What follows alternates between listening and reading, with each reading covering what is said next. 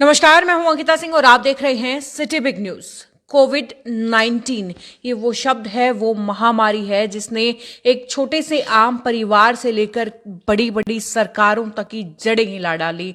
आज उसी कोविड-19 के बारे में चर्चा करने के लिए हम यहां पर बने हुए हैं, जिसमें मेरे साथ बने हुए हैं डॉक्टर कोठारी, कपिल बजाज जी, संदीप भारती जी और विकास जी। तो इन सभी से चर्चा हम करेंगे, जानेंगे कि आखिरकार कोविड-19 को लेकर के इनका क्या कहना है, क्या मानना है। और इसकी शुरुआत मैं करूंगी डॉक्टर कोठारी से, जिनका कहना है कि कोविड-19 महामारी वाकई में है ही नहीं बल्कि ये एक षड्यंत्र है।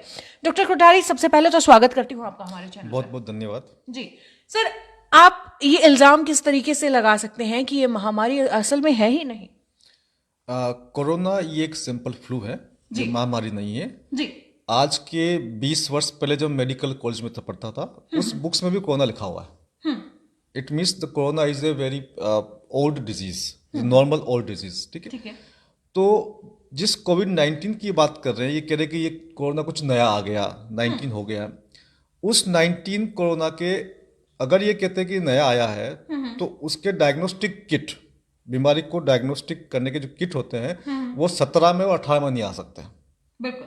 तो हमारे पास ये सबूत है, आप अपने व्यूवर्स को दिखा सकते हैं जी। कि किस प्रकार से इसके डायग्नोस्टिक किट 2017 में 18 में ही सरकार ने परचेज कर ली है। यानी कि बीमारी आने से पहले ही उसको चेक करने का तरीका ढूंढ किट लिया आ गया। गया, मार्केट में किट आ गया। गवर्नमेंट ऑफ इंडिया ने किट को आयात भी किया, ठीक है 17 में और 18 में। जी।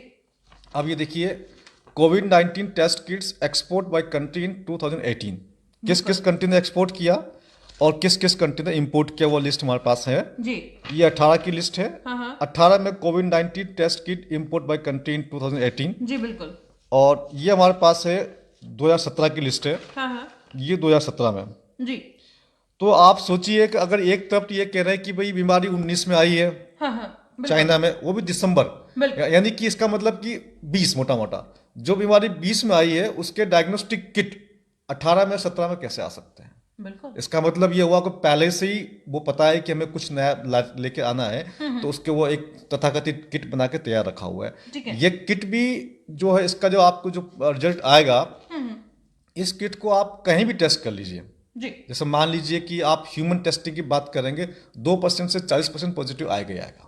ठीक है। आपको कोरोना है नहीं उससे मतलब नहीं है। आपने 100 लोगों को टेस्ट किया तो कहीं पर 2 पॉजिटिव आएंगे, कहीं और 100 को टेस्ट किया तो 4 पॉजिटिव आएंगे, कहीं और 100 पॉजिटिव, तो ऐसा करते करते 40 तक पॉजिटिव आएगा। ठीक है। आप इस टेस्ट को तंजानिया में टेस्ट किया था। तंजानिया के जो राष्ट्रपति है मागुफुली, उन्होंने टेस्ट किया था पपीते के ऊपर। ठीक है। तो पपीता का सैंपल पॉजिटिव आ गया। पपीते का सैंपल पॉजिटिव? पपीते का सैंपल पॉजिटिव आ गया। फिर टेस्ट किया अनानास का सैंपल, वो भी पॉजिटिव आया। उन्होंने क्या किया कि रैंडम, उनको शक हुआ WHO के ऊपर, उन्होंने कुछ रैंडम सैंपल लिए पपीते के, अनानास के, चिड़िया के, वो पॉजिटिव आया। तो उन सैंपल्स में ह्यूमन नाम लिख दिए ताकि किसी को पता नहीं चले। लेबोरेटरी में भेजा टेस्ट करने के लिए, नाम लिखा सरिता, एज 37 ईयर्स, फीमेल। उस सैंपल था किसी पपीते का, किसी चिड़िया का। ऐसे 4-5 सैंपल पॉजिटिव आ गए। बिल्कुल। जैसे पॉजिटिव आए, उन्होंने तुरंत WHO को देश से बाहर निकाल दिया और सब टेस्ट किट बंद करवा दिया। आज तंजानिया में मास्क पहनने पे फाइन है। अगर मास्क पहनेंगे तो फाइन है, क्योंकि उन्होंने पता लगा लिया कि ये फर्जी बीमारी है। तो इसलिए कई हमने साबित करके दिखाया आपको, कई तरह के सबूत है जो ये साबित करते हैं ये सिंपल फ्लू है, ये महामारी नहीं है जी। और हमारे देश में बल्कि उल्टा हो रहा है, मास्क ना लगाएं तो 2000 रुपए तक के भी चालान कट रहे हैं। संदीप जी, अगला सवाल आपसे, क्या आप सर की इस बात से वाकिफ हैं या इनकी बात से आप एग्री करते हैं? देखिए, मेरे को आश्चर्य हो रहा है, सर ने जो बातें बताई हमारे भी सुनने में आती थी इस तरह की बातें। जी। तो मैं तो अपने सवाल लेके सर के पास आया हूँ और मेरे को यहाँ सुन के बड़ी हैरानी हो रही है कि पूरी दुनिया की इकोनॉमी इस बीमारी ने बैठा दी है। हमारे देश में बेरोजगारी को कई गुना बढ़ा दिया है। और अगर दोबारा से जैसे कि बातें चल रही हैं, लॉकडाउन लगाया जाएगा, तो मैं ऐसा मानता हूं कि हमारे देश का एक बहुत बड़ा जो वर्ग है वो बर्बादी की ओर चला जाएगा। तो मैं तो अपने सवाल लेके डॉक्टर साहब के पास आया हूँ और मैं उम्मीद करता हूँ डॉक्टर साहब हमारे सवालों का, हमारे संशयों का जो है ना समाधान करेंगे। जी बिल्कुल, सवाल जायज हैं, मेरे भी जहन में बहुत सारे सवाल उठे हैं। सबसे पहला सवाल भारती जी सुनना चाहूंगी कि क्या जानना चाहेंगे डॉक्टर साहब? सबसे पहले मैं यही जानना चाहूँगा कि इतने बड़े स्तर पे ऐसा कैसे षड्यंत्र हो सकता है कि जो दुनिया की चुनिंदा कंपनियां पूरी दुनिया की इकोनॉमी को कब्जा करके उनको बर्बाद करने तक पे ले जाएं। हमारे देश की देखिए लोकतांत्रिक प्रक्रिया से चुनी सरकार है।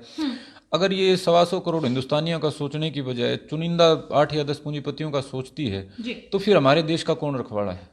तो मैं डॉक्टर साहब से जानना चाहता हूं कि ये कौन सी ताकतें हैं और ये इतनी शक्तिशाली कैसे हो सकती है? मेरे को इस बात पे समझ। बिल्कुल सवाल जायज है। डॉक्टर साहब क्या कहना चाहेंगे इसके जवाब? देखिए, इसमें जो बड़े बड़े नाम, मैं 4-5 नाम बता रहा हूँ। रॉकफेलर है, डॉक्टर फासी है, उसके बाद में बिल गेट्स है, रोथशाइल्ड है। रॉकफेलर के बारे में हमारे देश को बहुत कम जानकारी है। रॉकफेलर के बारे में अमेरिका में कहा जाता है कि it is a parallel government. एक जमाना था जब ये कहा जाता था कि अमेरिका में राष्ट्रपति कौन बनेगा ये रॉकफेलर डिसाइड करता है। या आप अमेरिका का इतिहास पढ़ के देखिए। तो उसके बाद रॉकफेलर कंपनी को जब ये बात बहुत फैल गई, आम पब्लिक में हो गई, आम पब्लिक ने विरोध किया, तो सरकार को एक्शन लेना पड़ा। और रॉकफेलर कंपनी को सरकार ने 23 कंपनी में विभाजित किया उसको, एक कंपनी को 23 कंपनियों के हाँ, एक कंपनी बोला कि आपकी इतनी बड़ी कंपनी हो गई कि ये सरकार से ऊपर बैठ चुकी है, तो उसको 23 पार्ट में डिवाइड किया। उसके बावजूद रॉकफेलर का हर बिजनेस में हाथ है उसका। लेकिन सर, अमेरिका की कोई कंपनी बाकी पूरी दुनिया के देशों की सरकारों कैसे हिला सकती है? मैं उसी पे आ रहा हूँ। तो ये जो मैं आपको बताऊँ, ये कितने बड़े लोग हैं, मतलब कहने का मतलब है ना। रोथशाइल्ड है, रोथशाइल्ड के पास दुनिया का जितना सोना है उसका 25% सोना एक परिवार के पास है, रोथशाइल्ड परिवार। ये इतने बिग लोग हैं कि इनके पास इतने सोर्सेस हैं कि ये एक एक सरकार को हिला देते हैं। कौन प्रधानमंत्री बनेगा, कौन राष्ट्रपति बनेगा, ये सब लोग ये पीछे से गणित बिठाते हैं, उसके हिसाब से अपने अपने बंदे बिठाते हैं। तो भारत में प्रधानमंत्री चाहे वो मनमोहन सिंह जी बने चाहे मोदी जी बने, इनके पीछे जो इनका जो बिग एलाइट्स होते हैं, उनके जो इंस्ट्रक्शंस होते हैं वो इनको फॉलो करने होते हैं। अगर नहीं करते हैं तो कुछ दिनों में इनको हटा दिया जाता है जी। ये बातें होती है। तो इसलिए ये इतने बड़े लोग हो चुके हैं कि इनके इशारों पे अमेरिका का राष्ट्रपति तक नाचता है। अभी जो आपका जो राष्ट्रपति चुन के आ रहा है अमेरिका में, जो बाइडन, ये जो बाइडन उनके ग्रुप का आदमी है, उसको जितवाया गया है। जो बाइडन ने पहले ही बोल दिया है कि हर आदमी को मास्क लगाना है। जैसे मैं राष्ट्रपति बनूंगा हर आदमी को मास्क लगाना, जैसे वो राष्ट्रपति बनेगा पूरा अमेरिका बंद हो जाएगा। जहां तक आप ये जो अभी एग्जिस्टिंग जो राष्ट्रपति है ट्रंप ने कई बार देखा होगा मास्क हटा दिया था, मास्क हटा के फेंक दिया उसने कि मास्क की आवश्यकता नहीं है। तो एक तरफ राष्ट्रपति कह रहे हैं कि मास्क की आवश्यकता नहीं है, एक तरफ जो अगला चुन के आके वो कह रहा है कि हर आदमी को मास्क पहनना आवश्यक है, क्योंकि वो उन कंपनियों का ही नुमिंदा है। तो इस प्रकार से आप देख सकते हैं बड़े बड़े लोगों को ये लोग लेके आते हैं। कहने के लिए डेमोक्रेसी हमारे पास है, लेकिन मीडिया के माध्यम से सब माहौल बनाया जाता है किसी एक आदमी को, और उस आदमी को ये जिता के लेके आते हैं और फिर अपने सारे एक्शंस उनसे लेते हैं, काम लेते हैं। सर, एक देश में अगर ये बात हो तो मानने लायक भी है, लेकिन पूरी दुनिया के देशों में कैसा ये संभव है? अच्छा, एक सवाल आप सोचिए जरा, चीन के वुहान में लॉकडाउन हुआ, एक शहर में, इतना बड़ा चीन है, एक शहर में लॉकडाउन हुआ, बाकी चीन में वायरस नहीं पहुंचा। हिंदुस्तान के हर शहर में पहुंच गया, हर कस्बे में पहुंच गया, हर गांव में पहुंच गया, हर गली में पहुंच गया, है ना। पूरा देश बंद हुआ। चीन में सिर्फ वुहान बंद हुआ और कोई भी जगह बंद नहीं हुई। क्यों भाई? वायरस तो वायरस है, वो तो अगर फैल रहा तो सब कुछ जाना चाहिए ना। तो ये उनको चीन वालों को पता चल गया कि ये एक बहुत बड़ा षड्यंत्र है, इसमें WHO और ये सब चीजें शामिल है। जैसे उनको मालूम चला तो उन्होंने अपने कंट्री को बचा लिया, सेफ कर लिया, सुरक्षित कर लिया। दूसरी तरफ हमारे यहाँ सरकारें ही इस षड्यंत्र में शामिल है जी। तो इस प्रकार से वो देश को बर्बाद करने में लगे हुए हैं। कपिल जी, पत्रकार आप रहे हैं, आपका इस बारे में क्या मानना है? आपकी राय किस ओर है? कि 2006 में भारतीय गणतंत्र पे बिल गेट्स का कब्जा करवाया गया। Public health foundation of India नाम की एक संस्था बनाई गई और उसको भारत सरकार में घुसाया गया। Public health foundation of India का जो मेन प्रमोटर था वो बिल गेट्स ही था, गेट्स फाउंडेशन। इसमें रॉकफेलर फाउंडेशन थी, इसमें वेलकम ट्रस्ट था, इसमें सबसे जो बिग फार्मा की जो बड़ी से बड़ी कंपनियां, ड्रग्स कंपनियां, वो इसके अंदर इनकी फंडिंग है PHFI में। इसको इन्होंने पब्लिक प्राइवेट पार्टनरशिप के नाम पे भारत सरकार में घुसाया और ये आज तक बैठी हुई है। 14 साल में इन्होंने एक भारत में एक मेडिकल मार्शल लॉ की एक पूरी ज़मीन तैयार की। इन्होंने जो पब्लिक हेल्थ का पूरा तंत्र है उस पर कब्जा किया और ये हेल्थ मिनिस्ट्री के भी ऊपर है। अगर आप हेल्थ मिनिस्ट्री में एक सवाल पूछ लें PHFI के बारे में या एक RTI डाल दें तो हेल्थ मिनिस्ट्री का कोई ऑफिशियल उसका जवाब नहीं देगा, वो सीधा PHFI के पास जाएगी। यानी हेल्थ मिनिस्ट्री के ऊपर बैठी हुई है, गवर्नमेंट ऑफ इंडिया के भी ऊपर ये PHFI जो बिल गेट्स की एक क्रिमिनल क्लब है वो बैठा हुआ है। और इन्होंने 4 कम से कम स्टेट्स में, 4 राज्यों में इन्होंने अपने पब्लिक हेल्थ स्कूल बनाए उस समय, शुरू में 2006 और 8 के बीच में, जिसमें गुजरात था, जिसमें आंध्र प्रदेश था, जिसमें उड़ीसा था और जिसमें दिल्ली था। तो इस प्रकार से इन्होंने पूरे भारत में अपना जाल फैलाया बिल गेट्स ने। यही बिल गेट्स है जो WHO का भी सबसे मेन फंडर है, सबसे बड़ा नॉन गवर्नमेंटल फंडर जो है वो गेट्स फाउंडेशन है WHO की। WHO का जो डायरेक्टर जनरल है उसकी नियुक्ति भी इसने की है, बिल गेट्स ने। तो इस प्रकार का इन्फ्लुएंस है बिल गेट्स का, ना केवल जो पूरा विश्व की जो आपका पूरा तंत्र है पब्लिक हेल्थ का उस पे, बल्कि देशों में जैसे कि भारत में, तो पूरे भारतीय गणतंत्र पे इन्होंने कब्जा किया है। और इन्होंने एक विभाग ने बहुत सारी मिनिस्ट्रीज के अंदर इनके जो इन्होंने कब्जा किया है, हेल्थ मिनिस्ट्री, साइंस मिनिस्ट्री, ये सब इन्वॉल्व थी PHFI को स्थापित करने में। तो PHFI पे मैंने लिखा है, इस पे काफ़ी कुछ मैं 2011 से उस पर आर्टिकल लिखते आया हूँ, और किस प्रकार का इन्फ्लुएंस है इसमें। और ये भी मैं बता दूं कि WHO ने जो 2009 में इन्होंने जो स्वाइन फ्लू का किया था, वो पूरी तरह से एक पैंडेमिक था, वो एक फेक पैंडेमिक था, एक फर्जी पैंडेमिक था, और वे पकड़े गए थे, रंगे हाथ पकड़े गए थे। एक यूरोपियन काउंसिल की एक इंक्वायरी बैठी थी जिन्होंने पाया था कि WHO ने वो एक ढोंग रचाया था, और यही ढोंग ये अब 2020 में रचा रहे हैं कोरोना के नाम पे। तो ये जी कपिल जी, जितने बातें आपने कही हैं सुनने में थोड़ी अलग है और विश्वास करने में थोड़ी सी और ज्यादा मुश्किल। विकास जी क्या मानते हैं? देखिए, बीमारी के बारे में तो डॉक्टर साहब ज़्यादा बता सकते हैं, ज़्यादा हमें ज्ञान नहीं है। लेकिन मोटे तौर पर जब एक नागरिक के तौर पर हम देखते हैं देश के हालात, जो पिछले जो लॉकडाउन लगा, बीमारी आई, लोगों को डराया गया, बहकाया गया।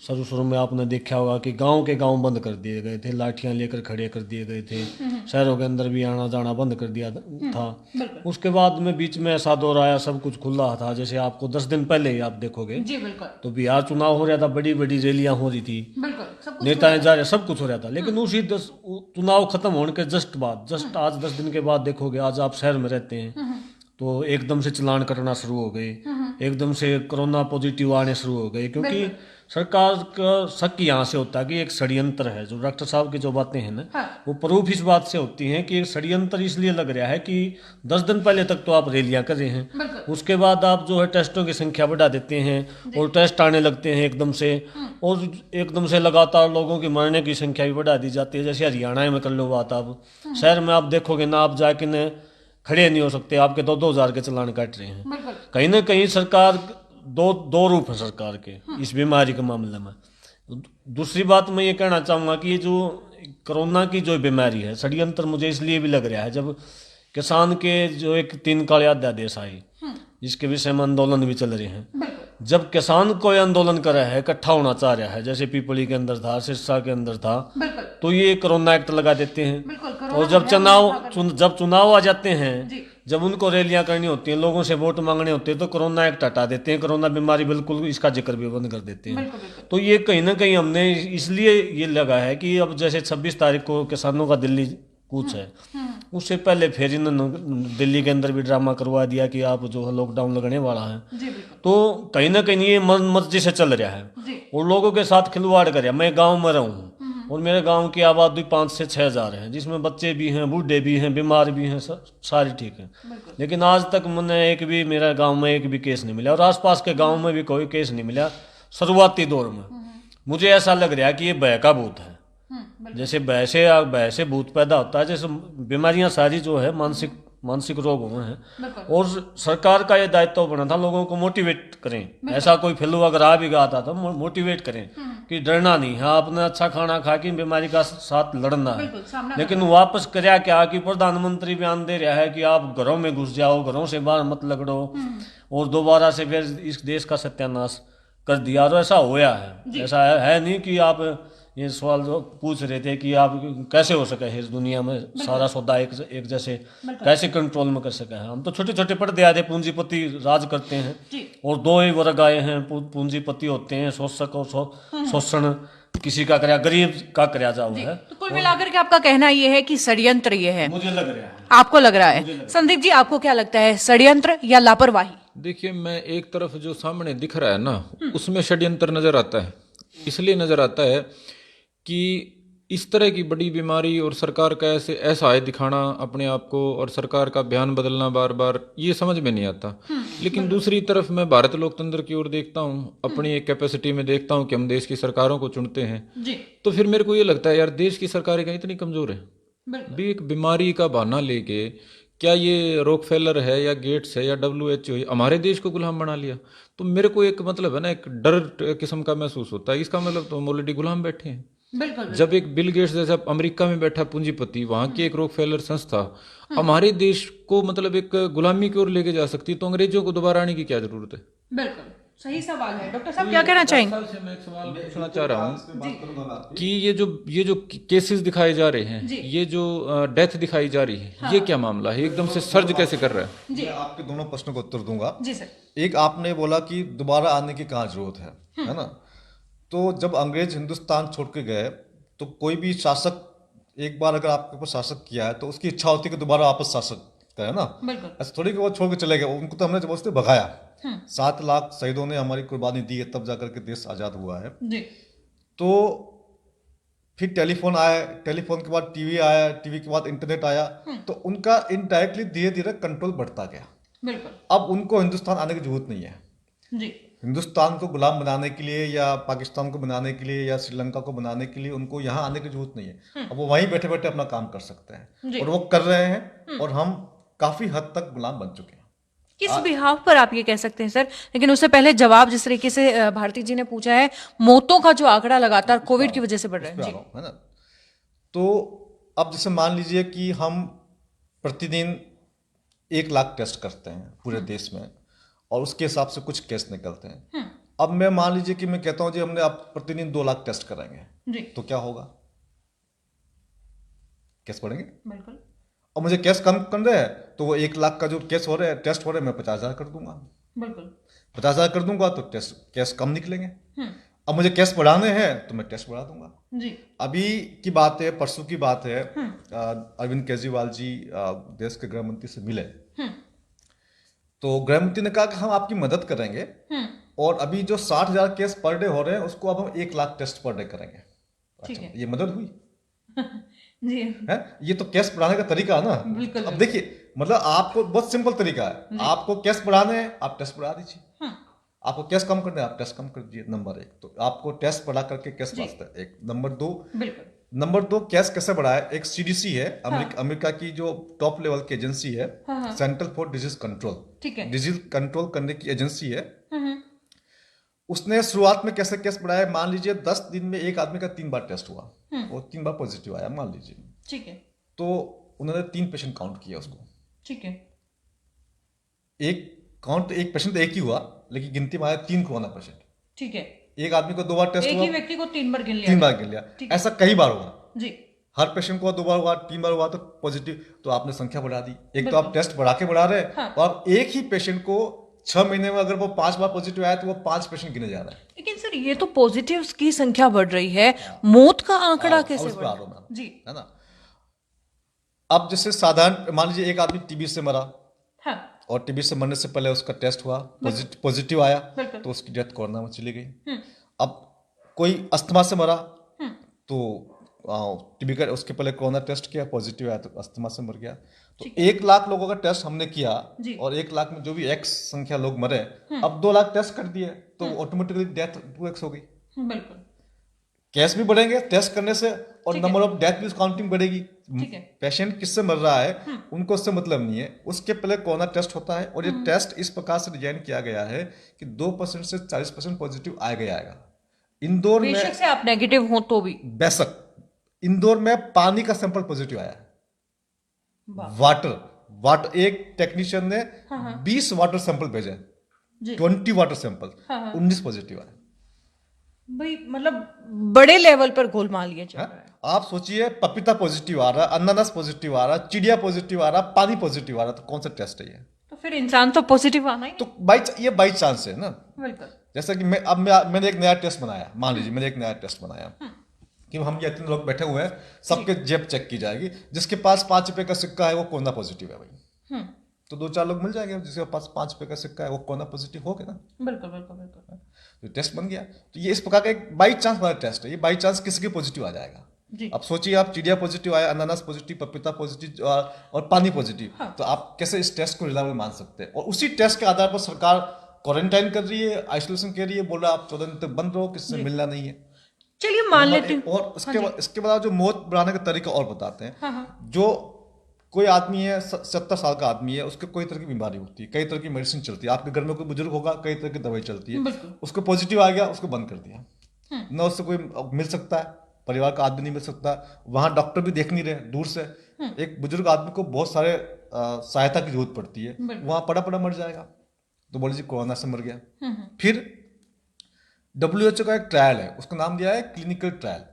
उसमें 4 ड्रग्स ये यूज करते हैं। रेमडेसिविर होती है, रिटोनाविर, लिपोनाविर कॉम्बिनेशन होता है, इंटरफेरॉन बीटा 1 अल्फा है और हाइड्रोक्सीक्लोरोक्विन है। चारों ड्रग्स डेंजरस ड्रग है। इन चारों ड्रग्स से ही लोग मरते हैं। जो रेमडेसिविर है, इबोला का ट्रीटमेंट में दी गई थी, इबोला का ट्रीटमेंट में पेशेंट मरने लगे, ठीक है, तो फिर उसको बंद कर दिया गया अमेरिका में। ठीक है, वही मेडिसिन अब कोरोना के ट्रीटमेंट में दी जा रही है as a investigation, as a experimental drug. ठीक है, तो मालूम मतलब पड़ेगा- जानलेवा दवाइयां ही दवाई patients दिया को दी जा ठीक रही है। हाइड्रोक्सीक्लोरोक्विन का साइड इफेक्ट होता है कि हार्ट अटैक करता है। ये हार्ट रेट कम करता है, कम करते करते हार्ट आपका काम करना बंद कर देता ठीक है। है। आपने किसी को ओवरडोज हाइड्रोक्सीक्लोरोक्विन दे दी है, वैसे मर जाएगा, 1-2 तो मरेगा 100 में से। इंटरफेरॉन बीटा 1 ऐसी दवाई है जो सुसाइड टेंडेंसी लेके आती है। आपने पढ़ा होगा अखबार में कि कोरोना का ट्रीटमेंट चल रहा था और आदमी छत से कूद गया, वो इंटरफेरॉन बीटा दी होगी उसको, और इंटरफेरॉन बीटा का साइड इफेक्ट है कि वो बंदे को सुसाइड लेके आता है, थॉट्स लेके आता है, और बंदा वैसे विचार उसके मन में भर हाँ देते हैं। वो दवाई कर देती है उसकी मजा, जी। तो उससे मर गया। तो वो ही नहीं बताया कि सुसाइड से मरा, वो कह कोरोना से मरा। आदमी चाहे टीबी से मरे, चाहे अस्थमा से मरे, चाहे सुसाइड से मरे, चाहे एक्सीडेंट से मरे, चाहे ब्रेन ट्यूमर से मरे। गुजरात में एक बच्चा था ब्रेन ट्यूमर से मरा, उसको 3 महीने पहले डॉक्टर ने बोल दिया घर ले जाओ, लेकिन जब एंड टाइम पर दोबारा लाए टेस्ट हुआ कोरोना पॉजिटिव, या कोरोना से मरा। ठीक है, तो एक्सीडेंट से मरे, अस्थमा से, टीबी से, किससे मरे, लेकिन कोरोना पॉजिटिव आ गया है, तो उसके cause of death is corona लिखा जा रहा है। उसके लिए डॉक्टर्स को इंसेंटिव मिलता है। जी सर, ये सब बातें मुझे समझ में आ रही हैं, लेकिन जैसा कि भारती जी ने सवाल शुरुआत में ही कहा था कि क्या हमारा लोकतंत्र इतना कमजोर क्यों है, हमारी सरकारें इतनी कमजोर कैसे हो सकती हैं, बाहर देश में बैठे लोगों को हम पर इतना हावी क्यों होने दिया जा रहा है? जब भारत आजाद हुआ था तब $1 1 पौंड 1 रुपया बराबर था।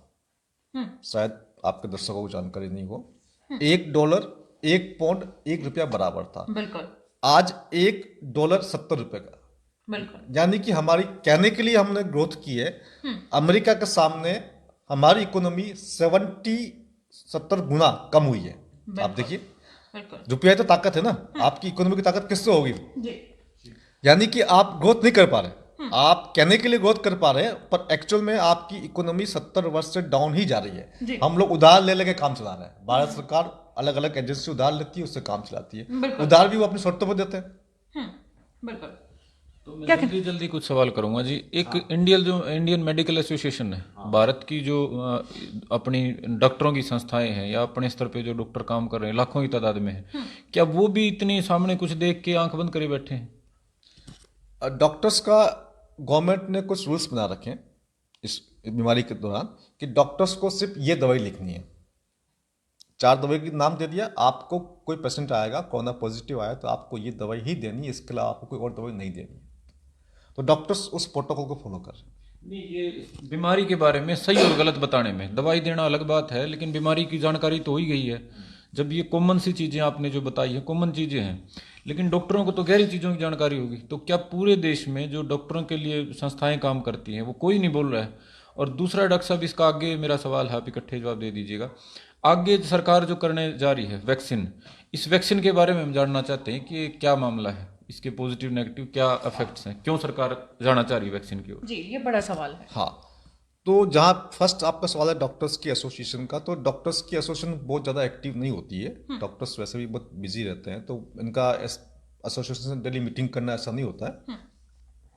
कुछ डॉक्टर्स आए हैं सामने, और मैं आपको बताऊं, मार्च में, अप्रैल में मेरे कुछ कलीग्स थे, वो उन्होंने जनता को समझाना शुरू किया। मार्च अप्रैल की बात बता रहा हूँ। जब मैंने अपने फेसबुक पे लिखना शुरू किया तो हजारों की संख्या में गाली उसमें लोगों ने मुझे लिखी।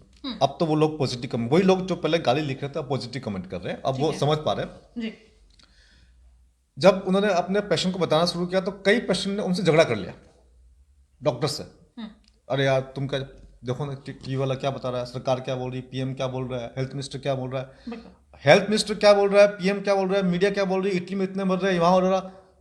अब वहां डॉक्टर्स का पेशेंट से झगड़ा शुरू हो गया। अब वो समझाना चाह भी रहा है, तो उसने 2-4-10 दिन समझाया, फिर उसने चुप हो गया, यार समझाने से फायदा नहीं है, समझाने से तो पेशेंट और मुझे गाली दे के जा रहा है। तो हर आदमी में इतनी कैपेसिटी नहीं होती कि वो गाली खा भी समझा सके। नंबर एक।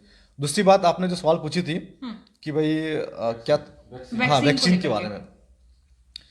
वैक्सीन के दो अलग अलग कंसेप्ट है। एक तो वैक्सीन के साइड इफेक्ट की बात करेंगे, तो वैक्सीन बनता किससे, वैक्सीन के इंग्रेडिएंट्स क्या होते हैं। तो वैक्सीन में एक होता है एल्यूमिनियम यूज करते हैं जो बहुत टॉक्सिक होता है। वैक्सीन एक होता है मरकरी। आपको ध्यान होगा कि मरकरी के बल्ब आए थे, बिल्कुल। मरकरी के बल्ब, लेकिन वो आजकल नहीं आ रहे। क्यों नहीं आ रहे? वो बैन कर दिए गए। क्यों बैन कर दिए? मरकरी अगर एक बूंद चली जाए शरीर के अंदर, मान लो कोई घाव लगा हुआ है, एक बूंद अगर मरकरी चली गई तो आपकी डेथ हो जाएगी। बिल्कुल। है ना, वो इतना टॉक्सिक है। वो टॉक्सिक सब्सटेंस वैक्सीन में होता है बाय डिफॉल्ट। ठीक है। इसके अलावा जो वैक्सीन जो बनता है वो ह्यूमन फीटल सेल लाइन से बनता है, यानी कि जो इंसान के भ्रूण को निकाल के उसकी सेल लाइन्स को निकाला जाता है, उससे बनता है। ठीक है। उसके अलावा जो गाय का भ्रूण होता है उससे बनता है। गाय का मांस यूज होता है, गाय का चर्बी जो होती है, गाय की हड्डी होती है, सुअर का मांस, सुअर की चर्बी, घोड़ा भी होता है इसमें इस्तेमाल। ठीक है। तो उन सब हम अपने शरीर में क्यों किसी और सेल लाइन्स का इस्तेमाल करें? मंकीज, मान लीजिए मंकी सेल लाइन्स यूज कर रहे हैं, तो हम क्यों अपने शरीर के अंदर मंकी सेल लाइन्स को यूज करें? बिल्कुल। ये भी एक बड़ा इशू है। हो सकता है कल को हमारी बॉडी के अंदर इसमें कोई इस प्रकार के चेंजेस आ जाए। एक बात तो ये है। दूसरा बात एथिकल इशू है। बहुत सारे कंट्री में इसका विरोध हो रहा है। बहुत सारे देशों ने मना कर दिया, नागरिकों ने हम नहीं लगवाएंगे। जी। ठीक है। हाँ। अब इसका जो खेल जो इनका असली है वो वैक्सीन के बहाने क्या करेंगे, ये आपके शरीर में क्वांटम टैटू लगाएंगे। ये क्वांटम टैटू? हाँ, ये क्वांटम टैटू जो है एक इनविजिबल टैटू लगेगा आपके बॉडी में चिप के माध्यम से। जी।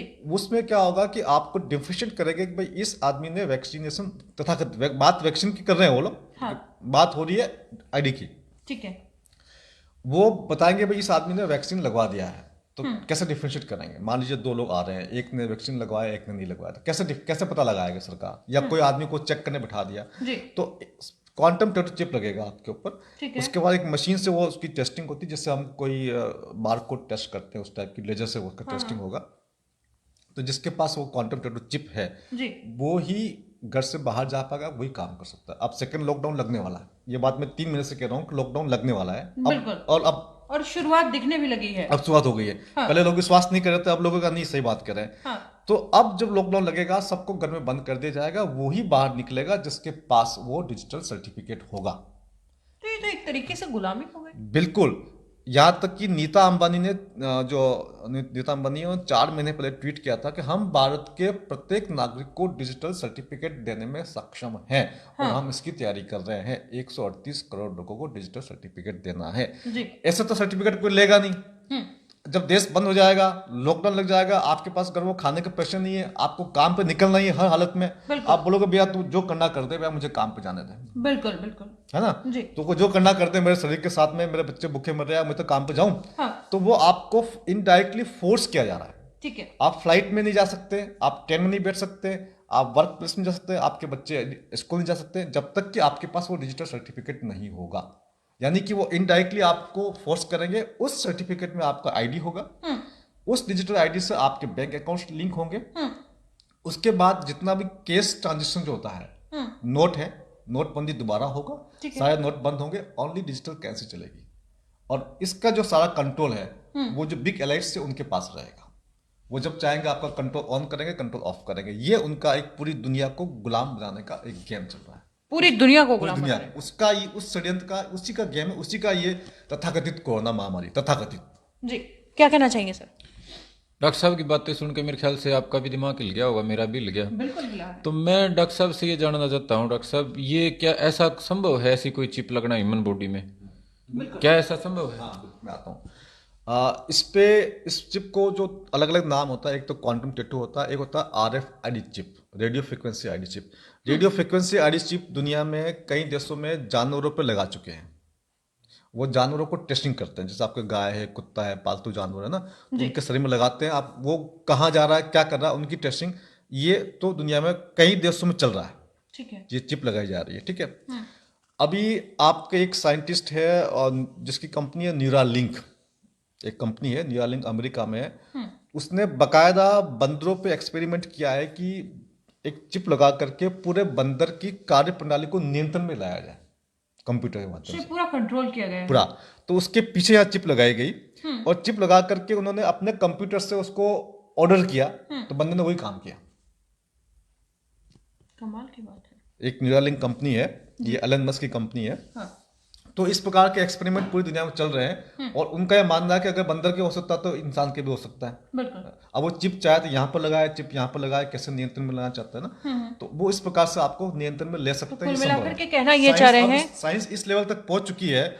आप देखिए, आज एक मोबाइल से हम एक ग्रुप में कोई मैसेज डालते हैं तो एक मैसेज आपका उस ग्रुप में 200 लोगों के सबके पास पहुंचता है। बिल्कुल। आपने देखी बार डाला ना जी, और 200 के पास पहुंच गया वो, यानी कि टेक्निक तो आएगी ना। तो आज की तारीख में साइंस इतनी एडवांस हो चुकी है, उनकी साइंस, हमारे पास तो साइंस के नाम पर कुछ भी नहीं है। बिल्कुल। हम तो साइंस के नाम पर सिर्फ यूजर्स हैं, मोबाइल यूज करते हैं, बनाते नहीं है, जी बिल्कुल, है ना। बिल्कुल, बिल्कुल। तो उनके पास साइंस इतनी एडवांस है कि वो ये सोच चुके हैं कि अब हमको कैसे नियंत्रण में लेके आना है। इसलिए एजेंडा 2030 है, 2030 तक वो सबको गुलाम बनाना चाहते हैं।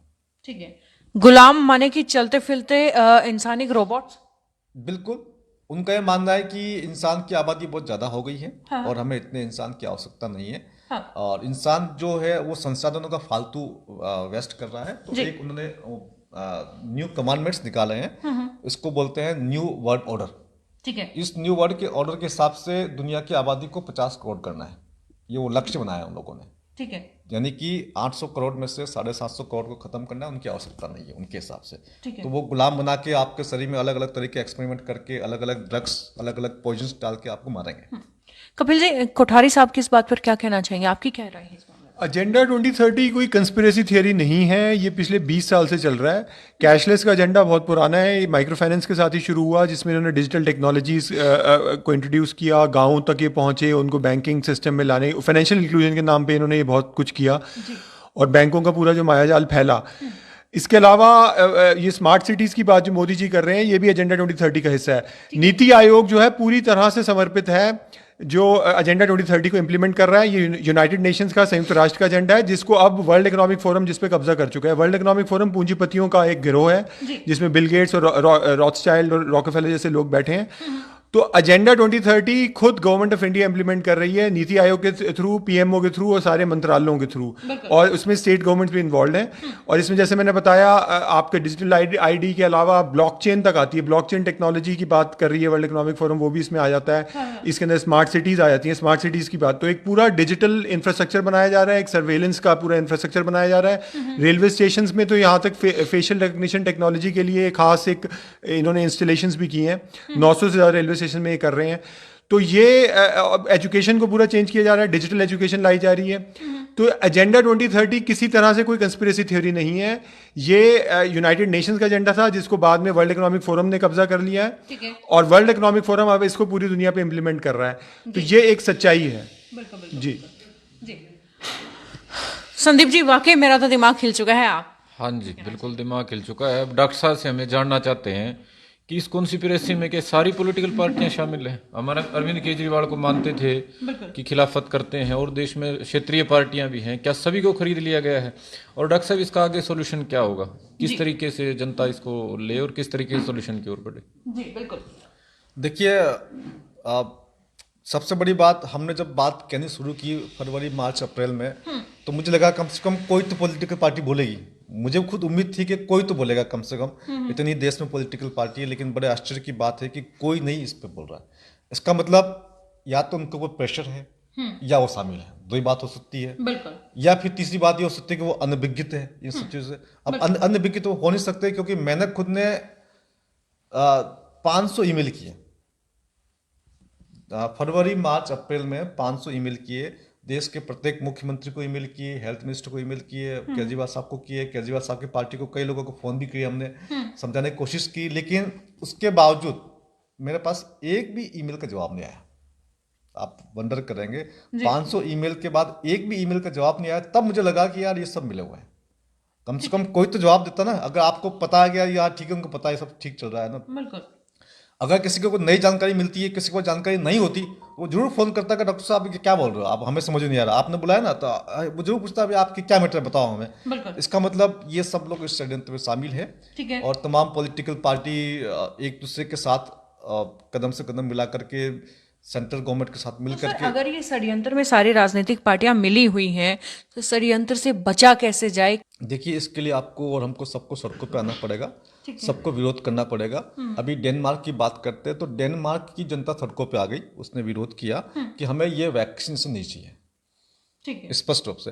तो वहाँ की सरकार को झुकना पड़ा और वैक्सीनेशन को प्रोग्राम को बंद करना पड़ा। इस कोरोना की बात कर रहा ठीक है। हूँ। जर्मनी में लोग सड़कों पे आ रहे हैं हजारों लाखों की संख्या में। ब्रिटेन में सरकार आ रहे हैं, अमेरिका में लोग तो पिस्तौल लेकर निकल रहे हैं, पिस्तौल राइफल लेकर के जो उनके गवर्नर के हाउस में जाके कब्जा कर रहे हैं। तो आपको और हमको सबको मिलकर के पहले तो जो लोग जागरूक नहीं है उनको सच्चाई बतानी है और उन सबको साथ लेकर के सड़कों पे आकर के विरोध करना है। पार्टी कोई भी हो, चाहे कांग्रेस हो, चाहे भाजपा हो, चाहे आम आदमी पार्टी हो, हम उसकी बात नहीं कर रहे हैं। हम एक सिस्टम की बात कर रहे हैं। हमें ये कोरोना नहीं चाहिए, इसका हमें वैक्सीन नहीं चाहिए, हमें किसी प्रकार का डिजिटल आईडी नहीं चाहिए। हम सब कुछ नॉर्मल फ्लू है, हमें इसके लिए किसी की चीज़ की रिक्वायरमेंट नहीं है। इस चीज़ को सड़कों पे निकल के आप विरोध करके सरकार से मांग करेंगे तो सरकार को झुकना पड़ेगा। जी। एक आखिरी सवाल है जी। अगर क्वांटम टैटू लगाने की बजाय सिर्फ वैक्सीन लगाने की सरकार बात करेगी, क्वांटम टैटू का हमने कहीं सुना नहीं है।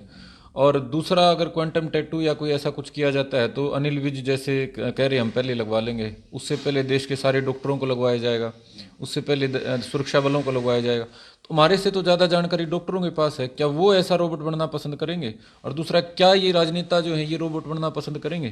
तो इस बारे में डॉक्टर साहब को क्या लगता है? जी। अच्छा, एक बात बीच में और बताना चाहूंगा कि ये मैंने एक बुक भी लिखी है इसके ऊपर, जी। Corona pandemic scandal, the biggest scam in the history of mankind. बिल्कुल। ये पैंडेमिक स्कैंडल है और दुनिया का सबसे बड़ा बिगेस्ट स्कैंडल है अब तक की मानवता का। ठीक है। इसमें मैंने 188 प्रश्नों का उत्तर दिया है। जिसके दिमाग में जो सवाल है वो सब इसमें हमने उत्तर देने की कोशिश की है। ठीक है। अब आपका जो सवाल है कि क्या ये लोग लगवाना पसंद करेंगे, भाई एक इसके पहले आपने एक शब्द यूज़ किया कि क्वांटम टैटू की बात आपने नहीं सुनी, तो मैं आपको बताऊं कि आप डॉक्टर हर्षवर्धन का ट्वीट देखिए। कब का ट्वीट हुई, शायद ये 3-4 महीने पुराना, 3 महीने पुराना ट्वीट है। उस ट्वीट में बकायदा उन्होंने मेंशन किया है कि क्वांटम टैटू चिप लगेगा। मैं तो ये बात फरवरी मार्च से कह रहा हूँ और उन्होंने बताया है कि ये कौन डेवलप कर रहा है, उसका नाम भी बताया है, मुझे याद नहीं आ रहा है। डॉक्टर संजीव कुमार है ना, डॉक्टर संजीव कुमार का उन्होंने ट्वीट में नाम लिया है कि वो इसको डेवलप कर रहे हैं। ठीक है। इंडिया के अंदर, ठीक है।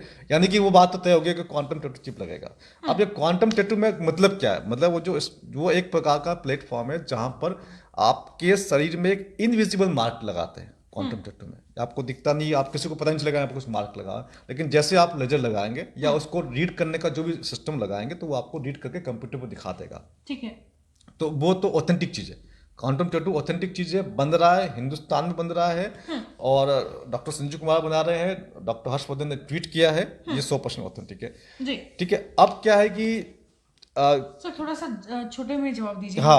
हाँ, बड़े बड़े पॉलिटिशियंस लगवाना पसंद करेंगे, नहीं करेंगे, तो निश्चित तौर से जानकारी बढ़ती जा रही है और जितनी जानकारी बढ़ती जा रही है उसका विरोध भी बढ़ता जा रहा है। अब हमारे साथ पहले बहुत कम डॉक्टर्स जुड़ते थे, आजकल मेरे पास बहुत सारे डॉक्टर्स का फोन आ रहा है जी कि सर ये तो सबसे पहले हमें लगेगा। मैंने कहा हाँ भाई तुम्हें लगेगा सबसे पहले, बिल्कुल है ना, तुम तो विरोध नहीं कर रहे बिल्कुल। हो। तो अब लोगों में जागरूकता आ रही, जिसको लग रहा है कि हमें पहले लगेगा, वो अब इसका विरोध सबसे पहले शुरू करेंगे इसका, और बहुत जल्दी उनकी ओर से विरोध आएगा। एक बात जी जी सर, 15 अगस्त को अभी डॉक्टर साहब ने बताया तो मेरे ध्यान आया, 15 अगस्त को प्रधानमंत्री ने भी अपने भाषण में कहा था कि हम डिजिटल स्वास्थ्य, हाँ डिजिटल स्वास्थ्य की शुरुआत करेंगे जी। और वो कहीं ना कहीं वो जो डॉक्टर साहब कर रहे थे उसी चिप का जिक्र है। बिल्कुल। दूसरा जो है कि सारे लोग शामिल हैं, इस बात से भी साबित होता है, इन्होंने एक ऐप बनाया, राम सेतु था कि नाम, स्वास्थ्य आरोग्य सेतु। राइट।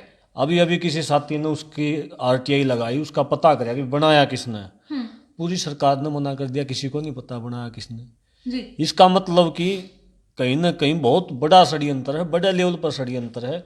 और ये जो लोग ऊपर बैठे हैं इनका कोई फर्क नहीं पड़ता टैटू लगवाने का, इन्हें तो राज करना है, इन्हें बेरा है ये इनको ये पहले आश्वासन देते हैं कि नीचे जो लोग हैं, गरीब जो लोग हैं, किसान जो हैं, मजदूर जो हैं, इनके ऊपर आप राज करो, अपने जो ऊपर की जो आपकी गाइडलाइन है उनको फॉलो करते रहो, राज करते रहो। देश दे जब तक दे रखा है तब तक राज करना, जब तक वो ऊपर की मानना है, नहीं तो ट्रम्प की तरह बदल देंगे। जब मोदी नाटेगा, जब मनमोहन न ले आऊंगे, जब मनमोहन नाटा जब मोदी न ले आऊंगे।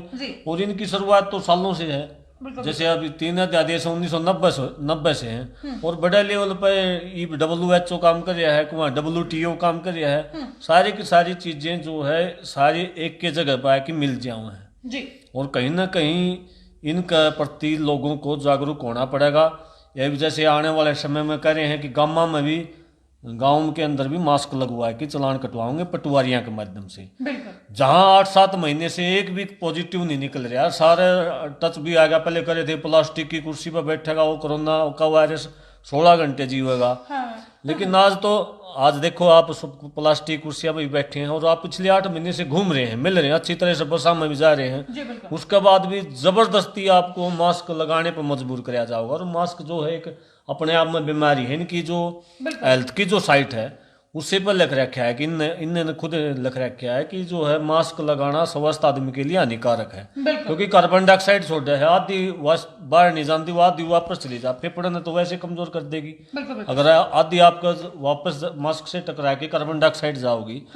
कहीं ना कहीं जो डॉक्टर साहब जो कह रहे हैं कि ये मौत का जबरदस्ती आप कार्बन डाइऑक्साइड भीतर ले जाने के लिए मजबूर करें, तो मौत का सौदा करने लग रहे हैं लोगों का। तो कहीं ना कहीं डॉक्टर साहब की बातों से एग्री आप कर रहे हैं? हाँ बिल्कुल, मुझे आज पूरा ये लग रहा है कि ये बहुत बड़ा षड्यंत्र है। और मैं आपके चैनल के माध्यम से अपील भी करना चाहूंगा कि लोग इसका कम से कम एक शिक्षित तरीके से विरोध करें, और तर्कपूर्ण, जैसे डॉक्टर साहब ने एक बात प्रमाण दिए हैं, आपको सबूत दिखाएं कि 2017 में वैक्सीन की किट खरीदी गई है। छोटे में थोड़ा सा पूरा मानना पड़ेगा, और सब लोगों को इस वैक्सीन के खिलाफ खड़ा होना पड़ेगा। और क्योंकि हम किसानों के लिए काम करते हैं, तो किसानों को भी निवेदन करूंगा, जब ये हमारे दिक्कत है, काला कानून वापस ले रहे हैं, नहीं मान रहे, हम 3 महीना आंदोलन में है, तो हम आने वाले दिनों में अगर सरकार हमारी नहीं मानी, तो हम भी जो है ये जो वैक्सीन का जो ये काम चला रहे हैं, कि इनके जो आका हैं उनकी कह रखे हैं कि हम 138 करोड़ लोगों का ला देंगे वैक्सीन।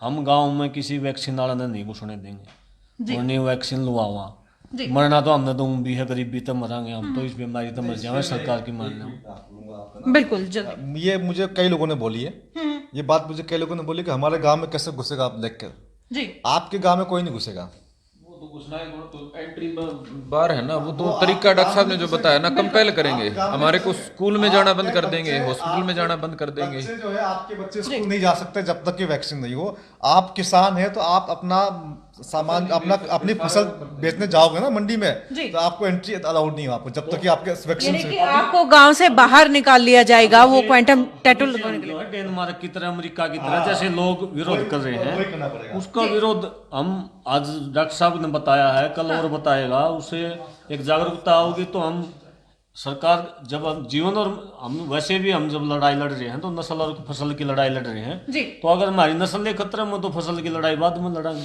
पहले तो हमें बचना जरूरी है। तो इसके लिए मुझे आपका भी शुक्रिया अदा करना चाहूँगा डॉक्टर साहब, जो आपने इतनी बढ़िया जानकारी दी, और आप सबका भी शुक्रिया अदा मेरी तरफ से। तो जी जरूर, जल्दी कीजिए सर। हाँ मैं जल्दी कर रहा हूँ। हाँ, बिल्कुल। ये जो मास्क की बात निकली है, तो मास्क में छेद होता है ना, जहाँ से हवा जाती है, बिल्कुल, उस छेद की साइज होती है 300 से 800 नैनोमीटर, ठीक है। और कोरोना वायरस की साइज होती है 100 नैनोमीटर, ठीक है। यानी कि वहां से भी आराम से पास आप समझ गए ना। एक छोटा सी बात, एक छोटा तथ्य मैंने आपके सामने रखा और आप बात समझ गए। बिल्कुल 100 नैनोमीटर का वायरस है और छेद साइज 300 से 800 नैनोमीटर। तो दुनिया का सबसे अच्छा मास्क N95 जो 450 रुपए का आता है, ये उसकी बात हो रही है। और जो 10 रुपए का मास्क होता है ना, उसकी पोर साइज 2000 नैनोमीटर होती है जी। तो वो यूजलेस चीज है, वायरस के हिसाब से यूजलेस चीज है, ठीक है। वो वायरस का प्रोटेक्शन से मतलब नहीं है। दूसरी बात जो कही, जो किसानों के जो मुद्दे हैं, वो भी इसी षड्यंत्र का हिस्सा है। अभी जो 3 बिल पास हुए हैं, वो इसी षड्यंत्र गेम है। वो जो इंटरनेशनल बिग एलाइट्स है, वो आपकी सारी जमीन पर कब्जा करना चाहते हैं, ठीक है, तो उसके लिए अभी आपको देखेंगे कि कॉन्ट्रैक्ट फार्मिंग की बात चल रही है। बिल्कुल। तो धीरे धीरे क्या होगा कि वो असली मालिक तो वो बनेंगे और हम लोग सिर्फ काम करने वाले नौकर रहेंगे। ठीक है। जो किसान जो खेती का मालिक बनता जी। है वो मालिक वो वाला बनने वाला है। तो ये भी आपको लग रहा है ये मुद्दा अलग है, ये अलग नहीं है, ये उसी ही इंटरनेशनल ये भी उसी षड्यंत्र का हिस्सा उसी है। का पार्ट है। तभी आपने देखा कोरोना के बीच में ही ये बिल लेके आए। अभी कहाँ जरूरत थी उनको, बाद में लिया था अगर ऐसी बात थी तो। बिल्कुल। अभी क्यों लाए, क्योंकि ये इसी गेम का एक पार्ट है। जी, संदीप जी क्या कहना चाहेंगे आखिरी में? देखिए, मैं तो आपके दर्शकों से अपील करना चाहूंगा कि हमारे बहुत सारे संशय दूर हुए हैं और बहुत सारे बड़े सवाल खड़े हुए हैं इस देश की सरकार के प्रति, तमाम राजनीतिक पार्टियों के प्रति।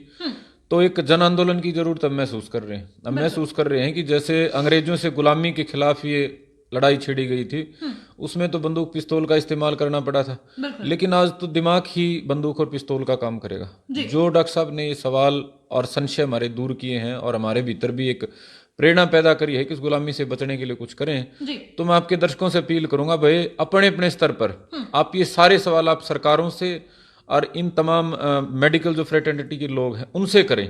और ये हमने जितने पूछे, जैसे मास्क के बारे में आपने क्लियर होगी बात कि वो तो वायरस बचाता नहीं है, तो आपके चैनल से भी मैं अपील करूंगा कि फिलहाल है ना हमारे पास एक बहुत बड़ा एक वो है, अपने अस्तित्व पे संकट है, तो इसी पे फोकस करें और अगले कुछ दिन कुछ महीने इसी पे लगाएं, तो मैं समझता हूं कि हम एक अच्छा जो एक नागरिक होने का कर्तव्य वो निभा पाएंगे। बिल्कुल, जिस तरीके के तथ्य डॉक्टर साहब ने हमें बताए हैं, दिमाग में बड़े सवाल पैदा कर देते हैं और इसके साथ साथ जवाब एक ही मिलता है कि आने वाला जो समय है उसमें, आने वाले समय में जो लड़ाई है वो हथियारों से नहीं, केवल आपकी समझ से लड़ी जाएगी। तो जल्दी से समझदार हो जाइए। कपिल जी क्या कहना चाहेंगे आखिर में? जी, मैं ये कहूँगा कि ये षड्यंत्र जो है ये इसको बहुत हद तक अमेरिका में, यूरोप में, यूके में लोग समझ गए हैं, इसीलिए वो सड़कों पे आ रहे हैं। और आप देख सकते हैं बहुत बड़े बड़े क्राउड्स हैं जो आपको, उन्होंने रैलियां की हैं। भारत की 100 करोड़ की जनता आज तक एक 10,000 की रैली नहीं कर पाई है।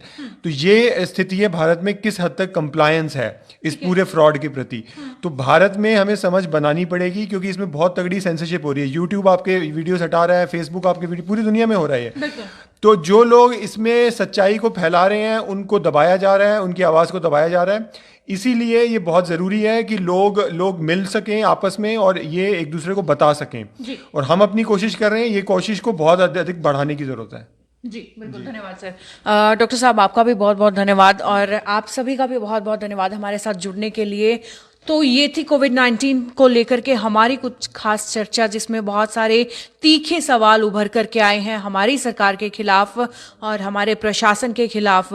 अब इन सवालों के जवाब हमें मिलेंगे सिर्फ हमारी समझदारी से। तो आगे भी इसी तरीके की चर्चाएं मैं आपके सामने लेकर के आती रहूंगी, इसी तरीके के तीखे सवाल लेकर के आपके सामने आती रहूंगी। जिसे देखने के लिए जुड़े रहिए हमारे साथ और लाइक और सब्सक्राइब कीजिए हमारा चैनल सिटी बिग न्यूज। नमस्कार।